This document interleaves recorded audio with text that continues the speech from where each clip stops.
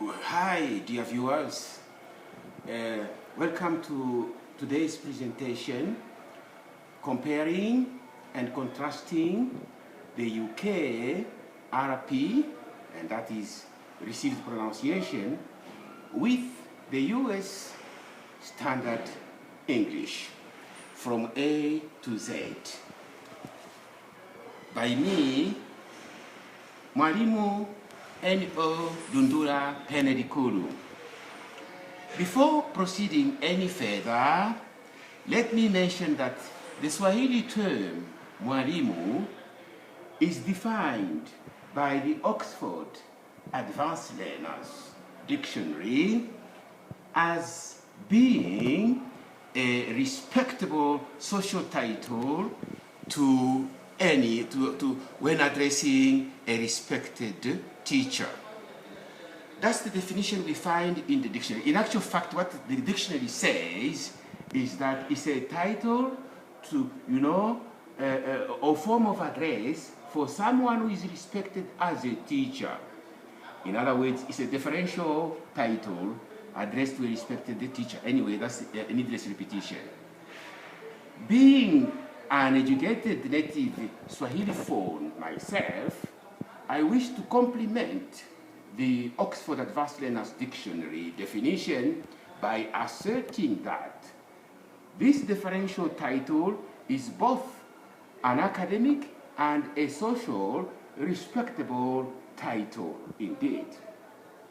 As a form of address, Mwalimu does not connote any gender bias, as for it can be used to refer to a she or a he. So no gender bias at all. The same term can also be used to refer to any expert in any field, including, football coaches, including clever instructors. They can all be referred to as a Mwalimu individually. And so we can simply conclude by saying that what a better politically correct terminology to address all manners of expert than Mwalimu. We are through with this new social and academic title. Let me be as clear as day about the phrase native speakers of this or that language. When we talk, we hear people claim that we are native speakers of this and that. Well, that's good, well and good, but there is this situation which is a reality, which is natural. No Native American will ever speak French without his or her US accent, and no native French person will ever speak English without his or her French accent. Again, going further, no native German will ever speak Swahili without his or her German accent. In conclusion, for us to draw a conclusion, we can simply say that anyone trying to ape anyone else's native accent is involved in a futile exercise activity. Put bluntly, we are simply saying it's only natural for people to speak any foreign language with their mother tongue accent. Why? Because variety is the spice of life. You see, at certain ceremonies, people come in, their national costumes and so on and so on. It's the same thing with language. A lion, for example, which was born and bred in an American zoo, will never roar differently from an African lion.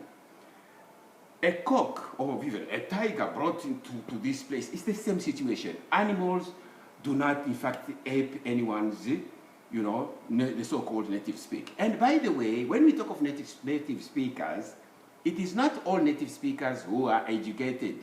It needs to be qualified by saying an educated native speaker of this or that language, not simply saying native speaker should be a passport for efficiency. That is far from the truth. Thank you for your attention. Why do we now have to put up this clip. Reason for the clips? Well, as you know, we want to inform viewers that each of the 26 letters of the English alphabet, actually, originally it's the Roman alphabet, but since we are talking about English, let's call it English alphabet, has a silent form except for these two, J and V. They don't have any silent, but we have some funny situations of odd sounds being derived from these two. So we need to inform the viewers that of the 26 letters of the alphabet, they also have, what do we mean? We write those letters, but we don't pronounce them. And that's what it means to be a silent letter.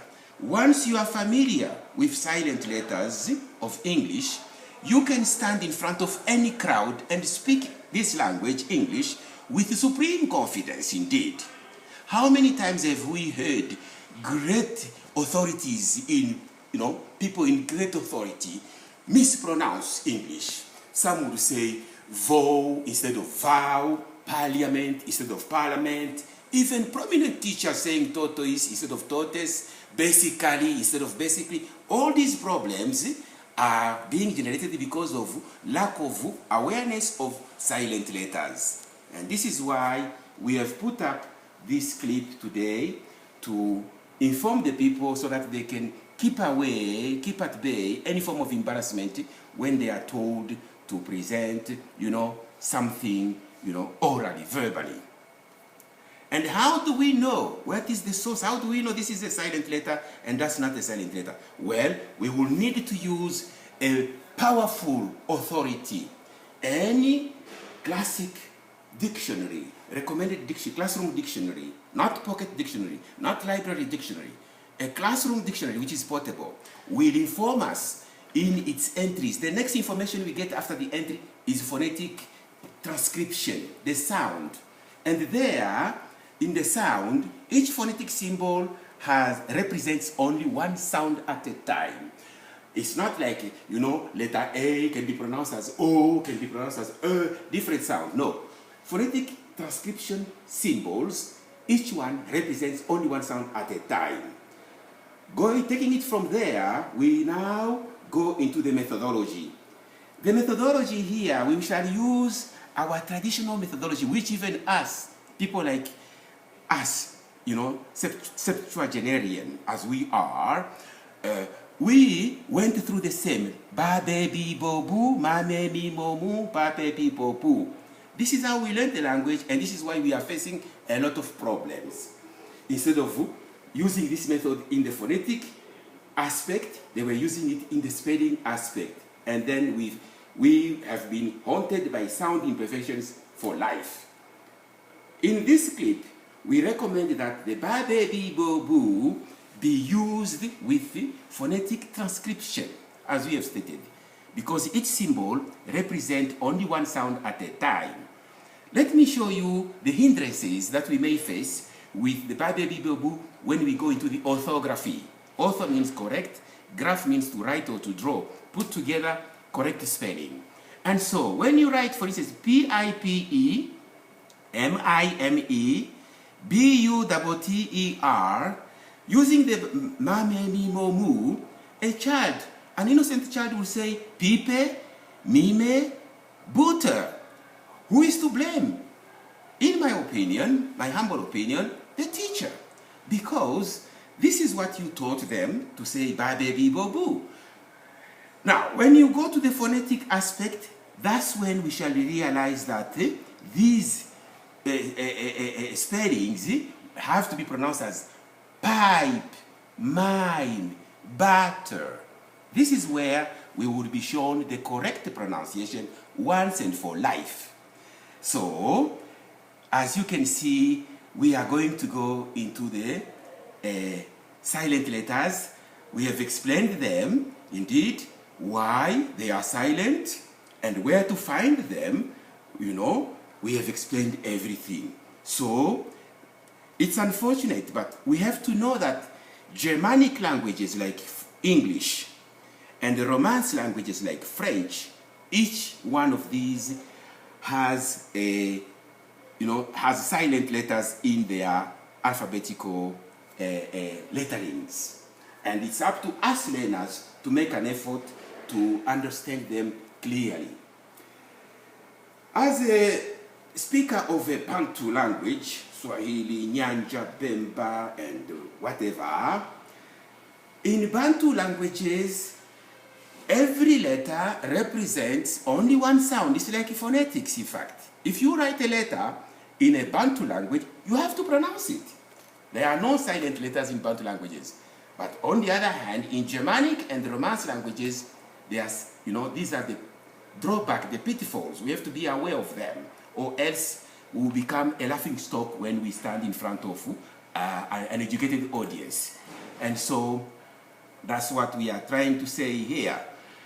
We have to find them in the Oxford Advanced Learners Dictionary, Cambridge Advanced Learners Dictionary, Longman Dictionary of Contemporary English, among others.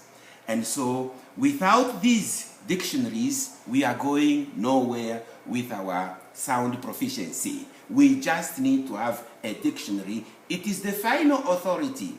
I've mentioned a few. It doesn't mean only those. And we talk of silent letters in both variants, the American and the British indeed.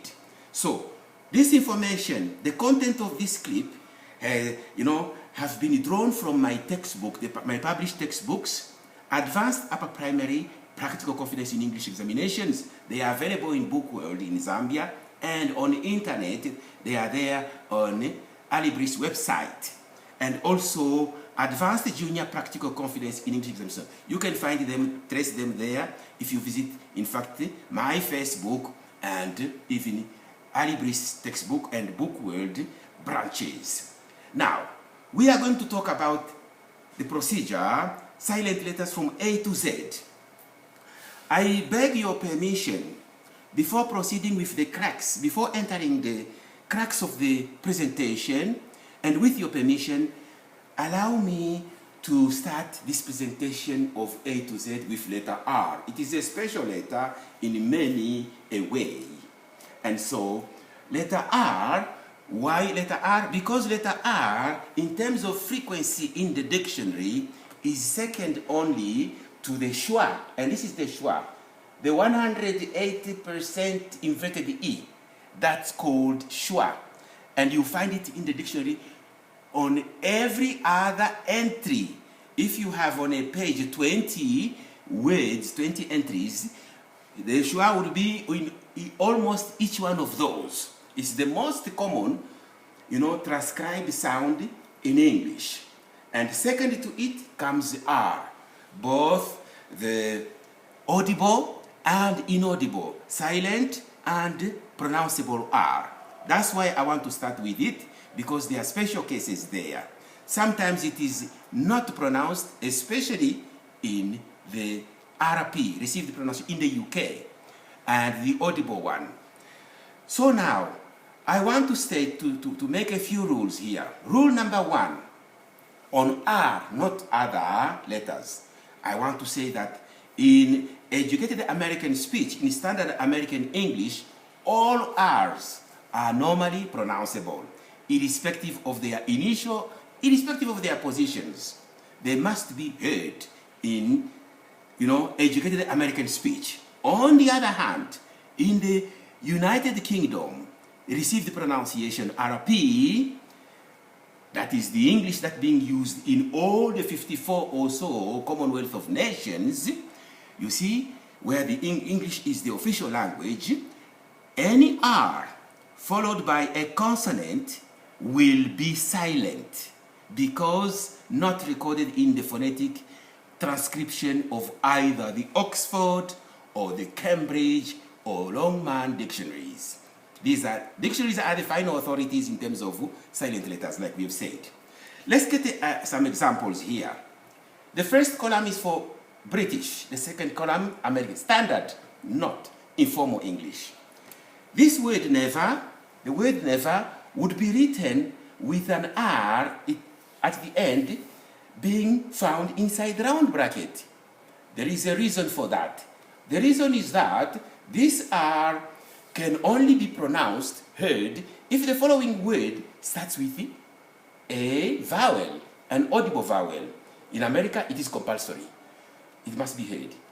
The next word is peer, again inside bracket. It is waiting to see the next word, the adjoining word.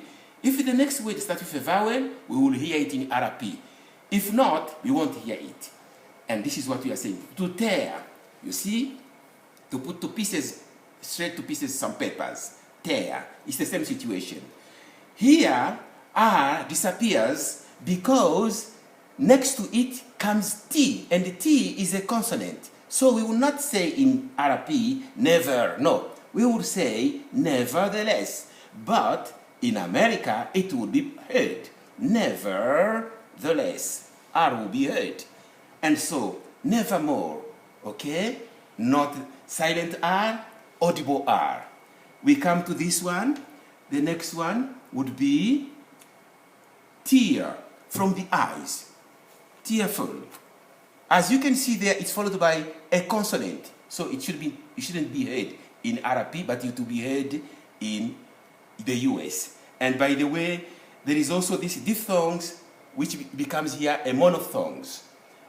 Two vowel sound, one vowel sound, like that. And then we come to this one, never ending. Rule number 2, any R followed by an audible vowel, that's what we have said. As you can see, this R is followed by an audible vowel. It is pronounced in both variants. Same with that one. Now, it is followed by, you see, all these are followed by audible vowel, and therefore they are heard, they are pronounceable. And that's how the language operates indeed. And rule number 3 is for any R followed by a silent. You see, we write the vowel, but it's not pronounced. Like you say, I'm a teacher, aren't I? That's for RP. In America, aren't I? As we said. So, because these are not pronounceable, and so we don't, we consider that this R is followed by a consonant instead. Rule number 4, we have here any R in a final position. That we have already explained.